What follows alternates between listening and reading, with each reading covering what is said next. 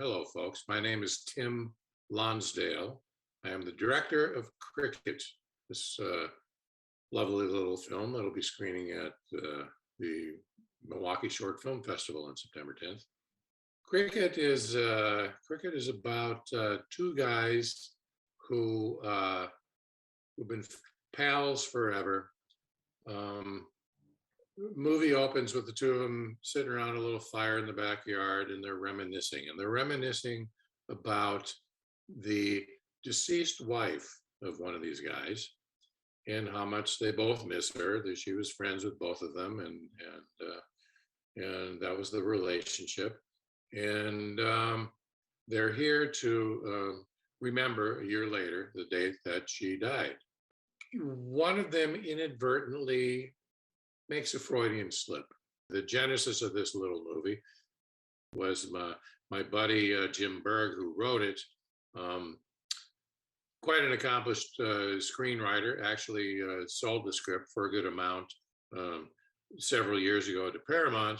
And as is often the case in situations like this, the check cleared, but the movie didn't get made. Now, I know that you like to write.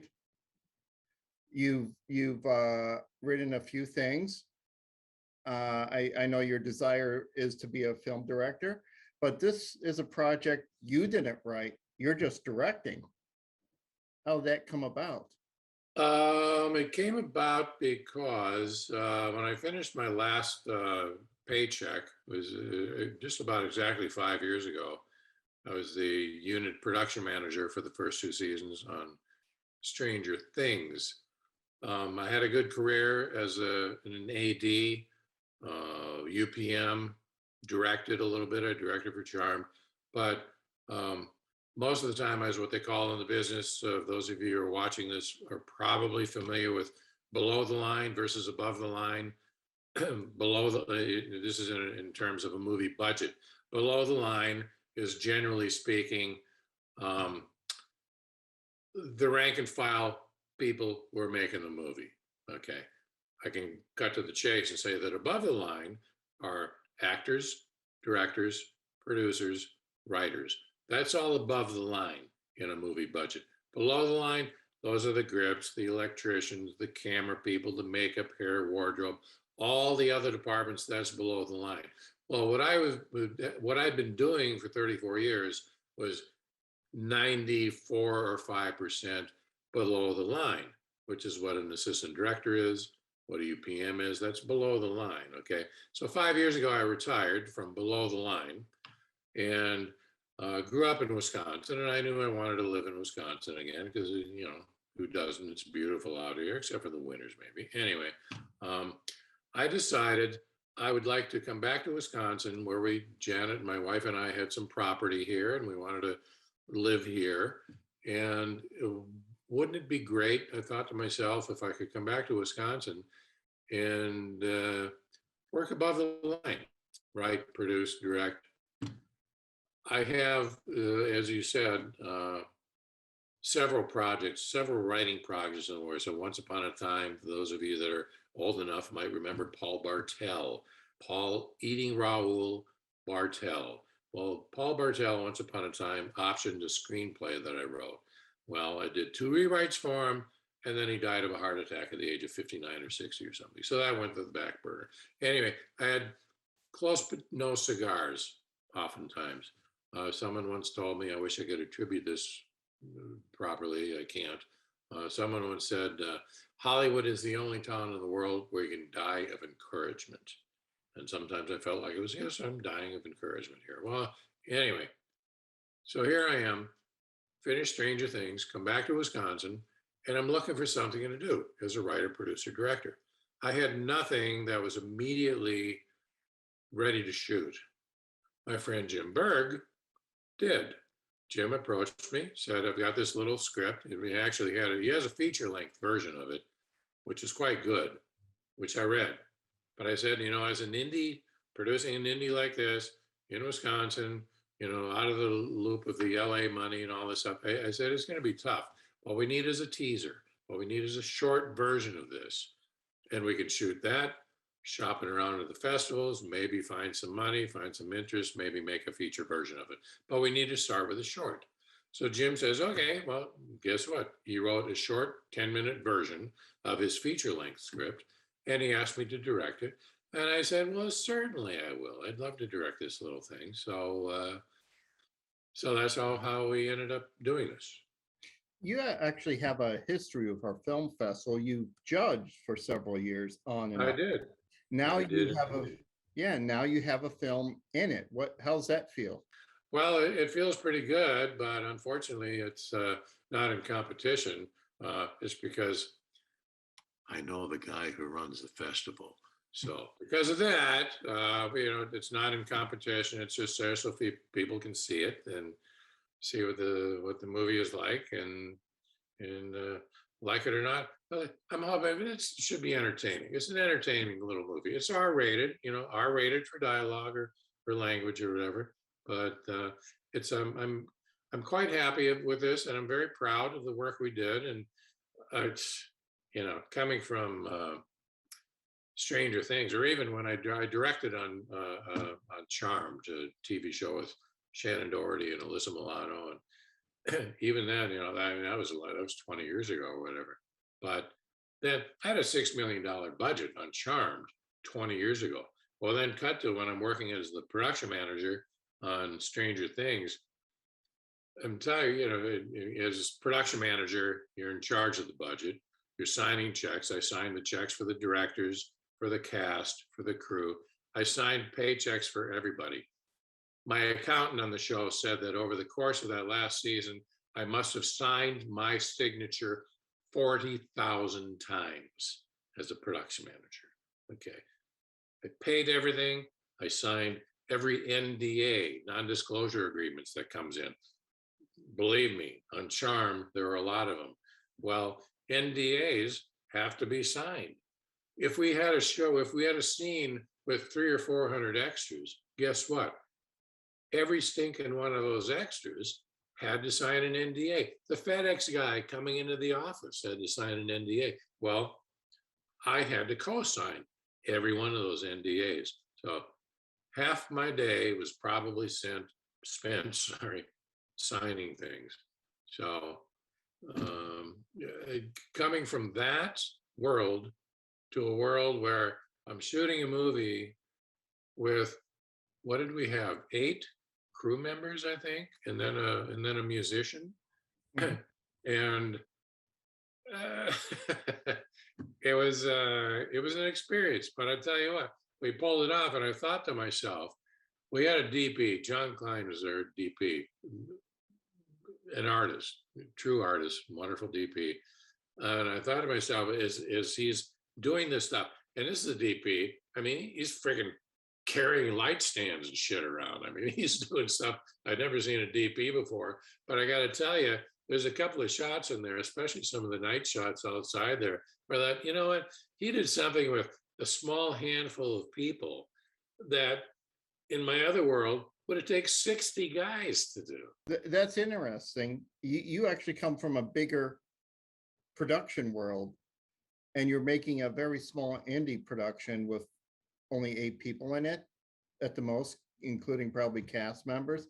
That's what you spent on that is probably like what you spend a day on catering for something. No, you're absolutely right. I mean, I want to say off the top of my head, I mean, I haven't really done the final tally because nobody cares anyway, but I want to say $3,500 to shoot this little thing. And, we used to spend, I don't know, $15,000-$20,000 an hour sometimes on that other stuff, But this is, I got to say, I think this is as entertaining and as good looking, and the casting, the acting is as good as anything I've done before. I feel like this stands right up alongside with everything else. Did you always want to be a filmmaker? No. I mean, growing up in Wisconsin, filmmakers are something you saw in the movie theater. Even as a career choice, I mean, who thinks about being a grip or an electrician or something? You don't even know what those are. A key grip, what does that even mean? I got into it by accident. I grew up thinking that here's the deal. Got into the army, got out of the army, went to school in Madison. I'm thinking I enjoyed acting. I'd been cast in a couple of shows, student things and community things, and I'd done a little acting. Okay. So I get to Madison. I'm thinking, well, I've enjoyed acting. Maybe I should major in theater. So I double majored in English and theater, thinking that ultimately I was going to be a high school English teacher, English and theater in Wisconsin. English and theater, that would mean that probably once every semester I might direct a student production. I thought about maybe getting the coaching certification so I could then maybe be a part-time football coach or something, because I enjoy that. I enjoy football and sports also. So that was going to be my life. Well, professors in Madison, especially one guy in particular, a guy named Del Lewis, who had been a Broadway actor and had been in a couple of movies, Diary of a Mad Housewife. That's how far back we're going on this. Okay. He was my acting teacher, one of them. And he approached me one day and said, have you ever thought about going to New York to be an actor? I said, what? No freaking way. Well, he had, and he told me, I said, man, I wouldn't even know how to get an apartment in New York. What do well, so he sat me down, he laid it all out for me. He had been to the HB studio, Herbert Berghoff's studio, and worked with Uta Hagen, who was a big name at the time. And he said, he said he studied with Uta for several years, and he was going to get me in to meet her, and he couldn't guarantee she'd accept me, but he felt pretty sure that she would. So he started making me think about moving to New York. And then I said, well, surely there's an intermediate step that I can take. And he said, well, get into an MFA acting program and do that, and then move to New York. So lo and behold, I did. I went to Chicago. I auditioned for several schools that were auditioning at the same time. That was under the auspices of the League of Professional Theater Training Programs. 9 schools. It was disbanded since then. This is back in 1980 that I graduated. So 78, I auditioned for several programs: Carnegie Mellon, NYU, Temple, SMU was the one that was the furthest south and offered me the most money. So I went to Southern Methodist University. I became a Methodist actor.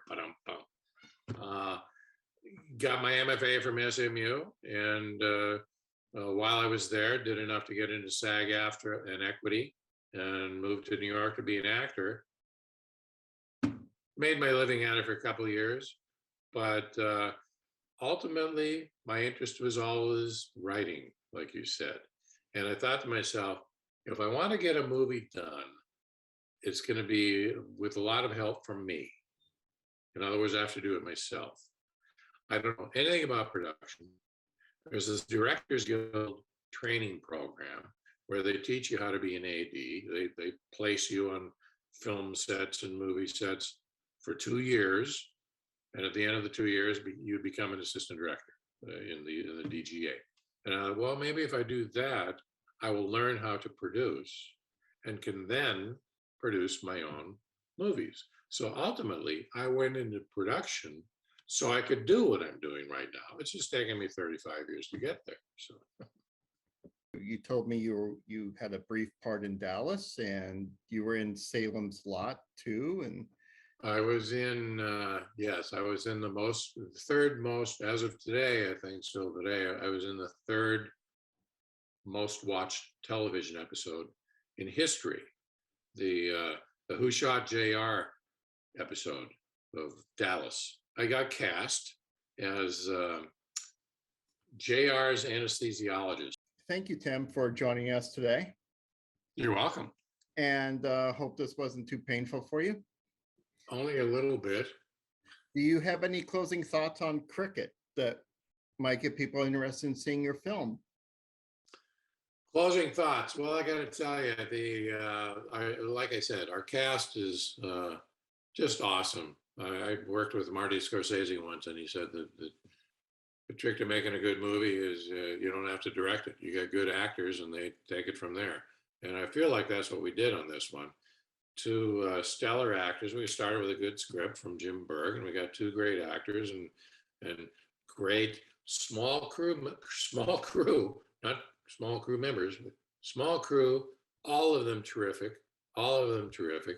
The movie is good because of everybody that worked on it, including the musician. This young lady who's, I think she's still in high school, who came in and played the cello for us for some of the closing music, and she did an awesome job.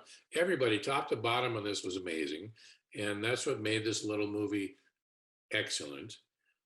I would like to take it a step further and do the feature, and we are hoping that we can get people around the state. It'd be great. I think it'd be a wonderful idea to get a conglomerate of film people in Wisconsin who have a little extra money to spend and want to put something into a pool and can start making movies. Make some movies in Wisconsin.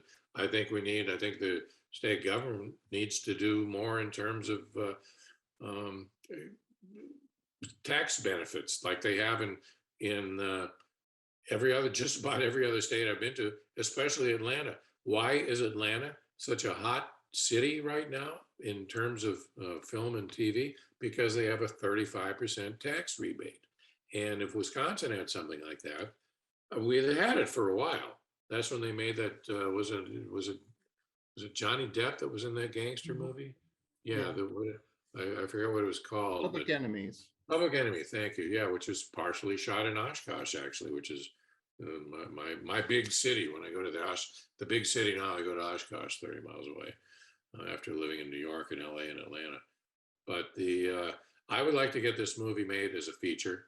Um, I think there's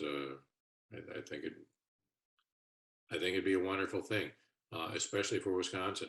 I mean, dude, you also. I mean, you're in the business here, and I'm sure you'd like to see some kind of finances coming in, and somebody says, you know what?